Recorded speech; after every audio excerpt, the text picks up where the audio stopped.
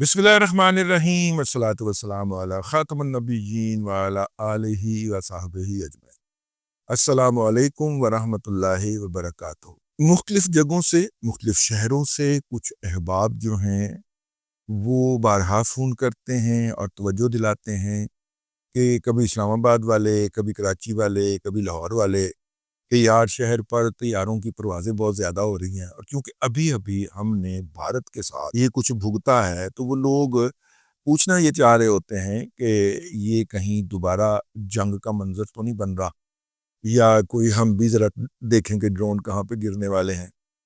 तो मैंने वो फिर अर्ज़ी डाली हुई थी एक जगह के ऊपर, तो वहाँ से फिर जवाब आ गया, तो मैंने कहा कि मैं आपकी खिदमत में अर्ज़ कर दूँ। जिस वक़्त पाकिस्तान का भारत के साथ हाथ जोड़ी या मुतक्का लगा है, और जनाब मेरा मतलब है कि हाथ जोड़ी हुई है या टाकरा हुआ है, उसके बाद भारत जो है वो तो हस्बे साबक हस्बे तौफीक अपने ज़ख्म चाटने के अंदर मसरूफ़ हो गया। मैंने एक दोस्त, एक बरखुरदार जो थे, जो कि इस पूरी वॉर के अंदर बड़े अहम ओहदे पे बैठे हुए थे, तो वो मेरा ख्याल है कोई हफ्ते के बाद ना किसी दोस्त के यहाँ उनसे मुलाकात हो गई।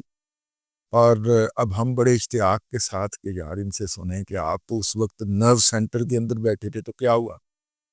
तो वो इस तरफ बात ही ना आने दे, गपशप करी जाए। तो मैंने कहा यार हम आपसे कोई टेक्निकल डिटेल नहीं जानना चाह रहे, लेकिन आप हमें एक अमूमी तो बताएं ना कि आपका तासुर क्या था। मैंने कहा हैरत। मैंने कहा हैरत किस बात की। कहता हैरत इस बात की दादा कि हमने 27 फरवरी 2019 को उन्हें जिस जगह के ऊपर खड़ा करके चपेड़े मारी थी, अभिनंदन वाला एपिसोड, त्यारे गिराए थे उनके, उनको जिस तरह हमने चपेड़े मारी थी, अल्हम्दुलिल्लाह वो गौमूत्र पीने वाले और गोबर खाने वाले अभी तक उसी लेवल पे खड़े हुए थे।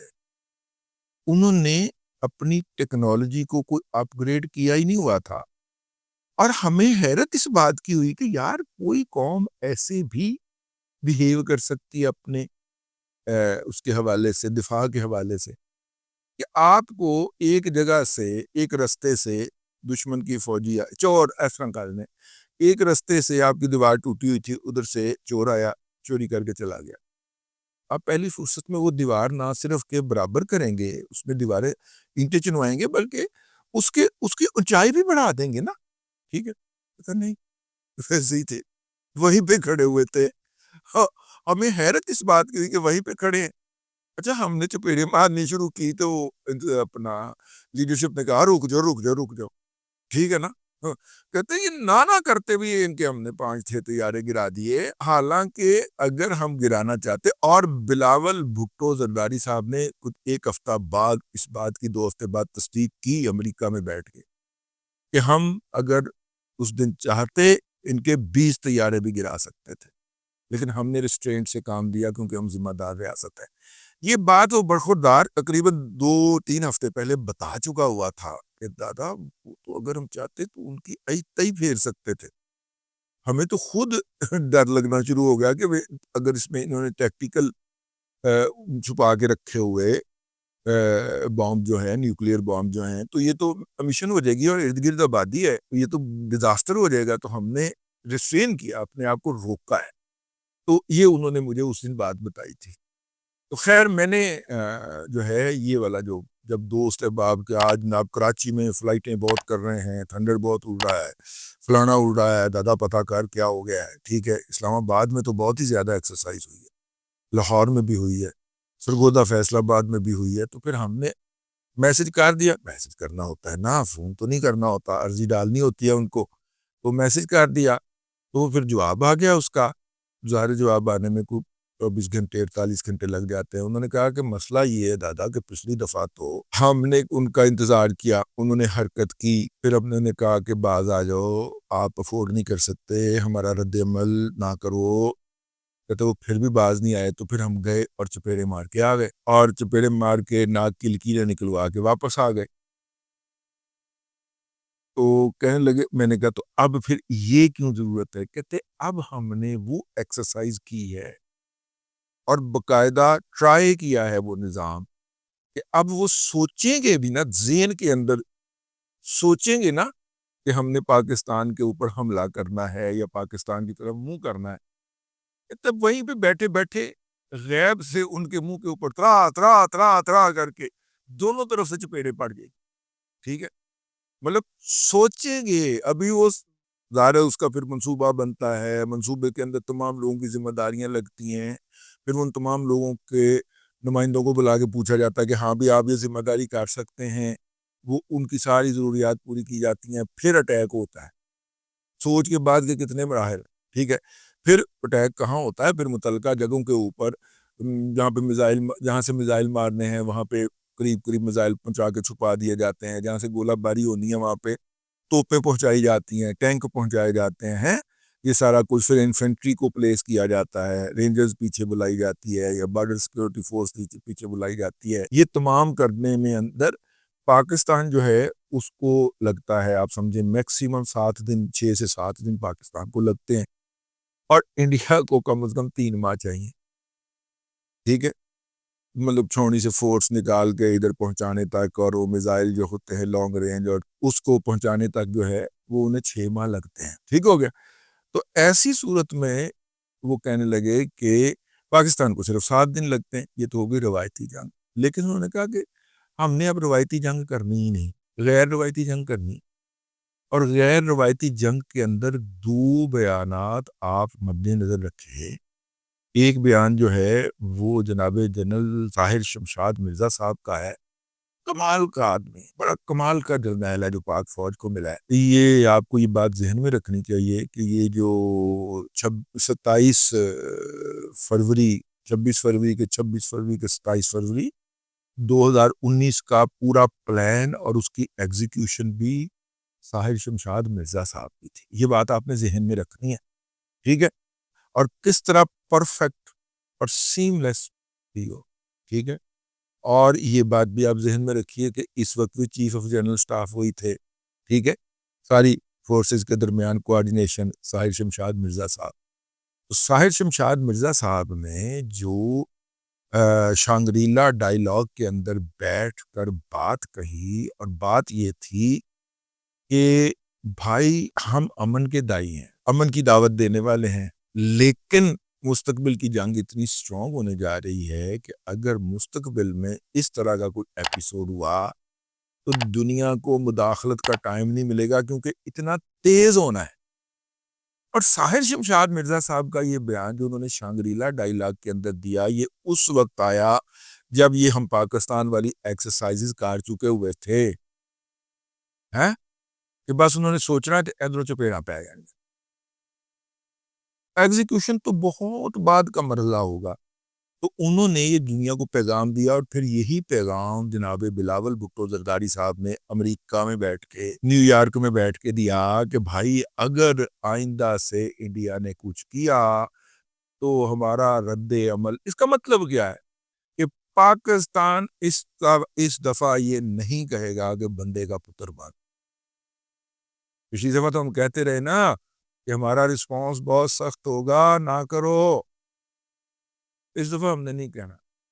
ادھر سے پنگے بازی ہوئی، ادھر درل درل درل درل درل چل لمبا اے ہونا ہے، ٹھیک ہے نا. اور ہم نے پورا اپنا سسٹم انسٹال کر لیا ہے، چیزیں لائن اپ کر لی ہیں، اور کیتیاں بھی سستیاں سستیاں ہیں، ٹھیک ہے. آؤ اگر اس کا جواب جو ہے وہ انڈیا تلاش کرنے کی ضرورت لیے جائے گا، اس کو کئی 100 ارب ڈالر جو ہیں وہ فوری طور پہ چاہیے ہوں گے.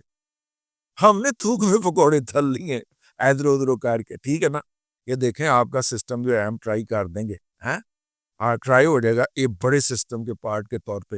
یہ ٹرائل کے طور پہ 2-4 سیٹ دینا ہمیں، ہم آپ کو کر کے دکھاتے ہیں، ٹھیک ہے.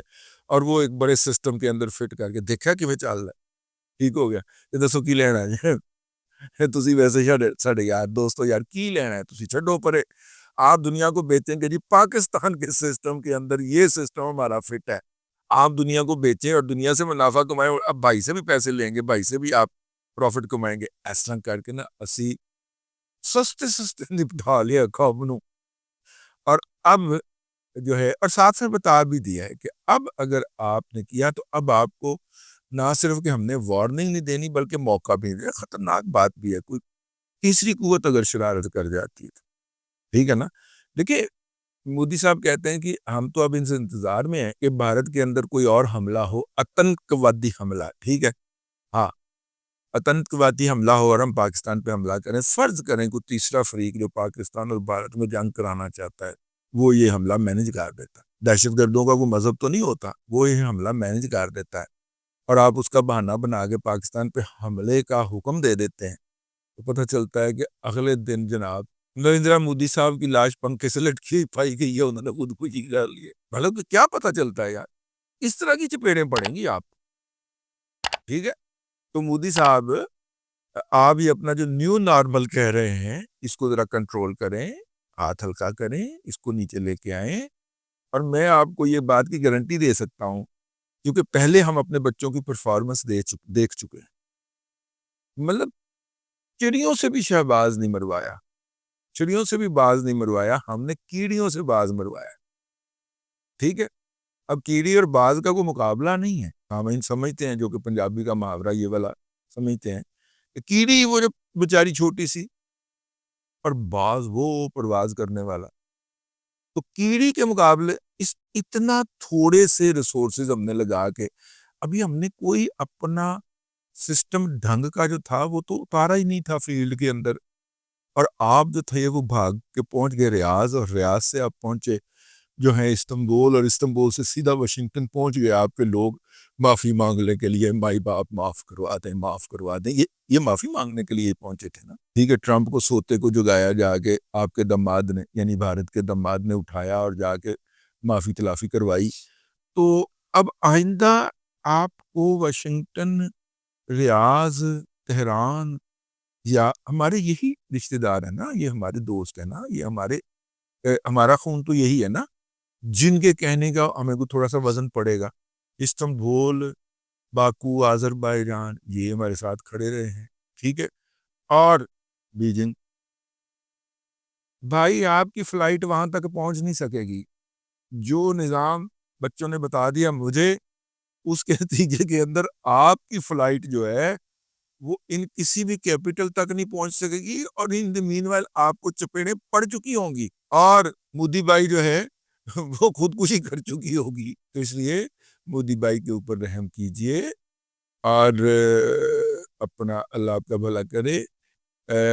میرا خیال یہ ہے کہ اب وہ وقت آ گیا ہے کہ اس خطے کے اندر جنگ کے جتنے امکانات ہیں، اور ان میں سے سب سے بڑا امکان جو ہے وہ کشمیر کے اوپر بھارت کا ناجائز استبدادانہ اور ظالمانہ قبضہ ہے، جی اس کو حل کر دیا جائے، ورنہ یہ جو 1.5 ارب لوگوں کی آبادی ہے، اور ساتھ میں 25 کروڑ ہمارے بھی لگا لیں، جو 2.25 ارب لوگوں کی آبادی ہے، ان کا مستقبل جو ہے وہ خطرے میں رہے گا۔ اب تک کے لیے اتنا ہی۔ اللہ تبارک و تعالیٰ آپ کو آسانیاں عطا کرے اور آسانیاں خلق خدا میں تقسیم کرنے کی توفیق عطا کرے۔